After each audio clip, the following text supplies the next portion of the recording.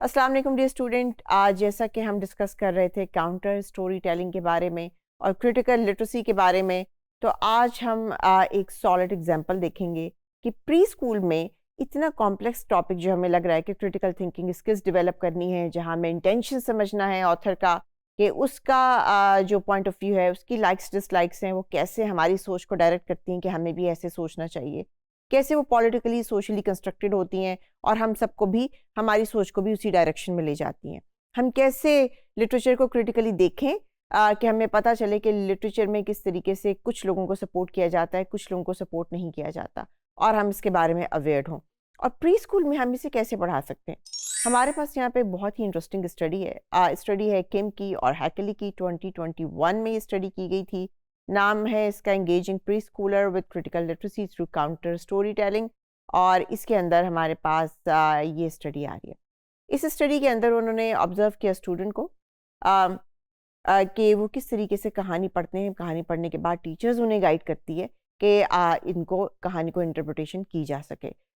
उनके सामने जो स्टूडेंट है वो 5 साल के स्टूडेंट हैं जिनको वो ऑब्जर्व कर रहे हैं। और ये स्टूडेंट एक private early childhood care centre के मौजूद हैं। बुनियादी तौर पे ये कोरियन स्कूल है और इस स्कूल में जो ज़्यादातर बच्चे हैं उनकी उम्र 3 से लेके 5 साल तक है। जैसे कि ये डे केयर स्कूल है तो इसमें इसी उम्र के बच्चे होंगे। इस स्टडी में एक क्लास टीचर को सिलेक्ट किया गया है जो अपने स्टूडेंट के साथ एक एक्टिविटी कर रही है। और उसके अंदर वो ऐसी एक्टिविटी कर रही है जो क्रिटिकल लिटरेसी से रिलेटेड है, करिकुलम से रिलेटेड है। और वो बच्चों को एक कहानी पढ़ाने के बाद वापस उस कहानी पे लेके आ रही है ताकि बच्चे वो कहानी पढ़ने के बाद उसके ऊपर रिफ्लेक्ट करें और अपने व्यू पॉइंट दें और देखें कि जब डिफरेंट तरीके से कहानी के ऊपर हम सवाल जवाब करते हैं तो कहानी कैसे बदल जाती है।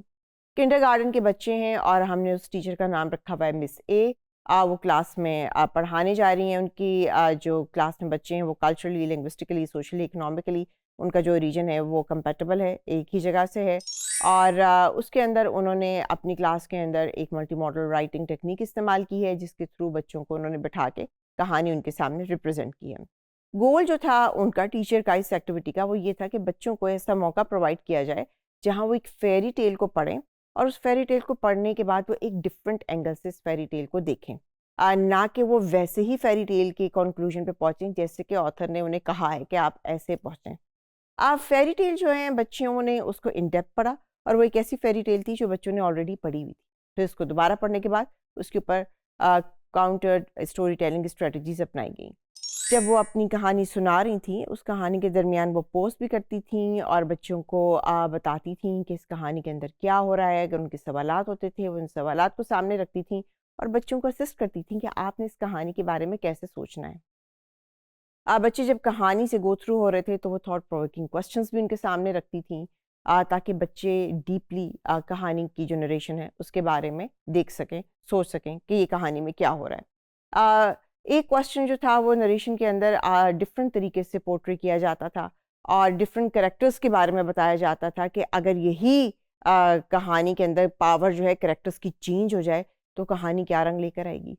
उसके अलावा वो अपने स्टूडेंट्स को इनकरेज कर रही थी कि वो अपने जो जवाबात हैं ना सिर्फ वो उन्हें डिस्कस करें बल्कि उन्हें किसी और तरीके से भी डिस्क्राइब करें और दूसरे स्टूडेंट के ओपिनियन को भी सुनें कि वो क्या कह रहे हैं। अब दूसरे तरीके से वो अपने जो आइडियाज़ हैं वो किस तरीके से डिस्क्राइब कर सकते थे थ्रू ड्राइंग, क्योंकि प्री स्कूल के बच्चे हैं। उनको क्रेयॉन दिए गए, कलर पेंट्स दिए गए, पेपर दिया गया और बच्चों को कहा गया कि अगर आप इस कहानी में इन मेन कैरेक्टर को चेंज करना चाहें या इस फेरी टेल के नरेशन को चेंज करना चाहें तो आप ड्रॉ करके बताएं कि वो कहानी कैसी दिखेगी और उसमें आप कहानी के अब इन कैरेक्टर्स को कैसे देखना चाह रहे हैं। तो आपको तो पता है कि 3 से 5 साल तक के बच्चे लिख नहीं सकते या बहुत बेहतर तरीके से नरेशन नहीं दे सकते।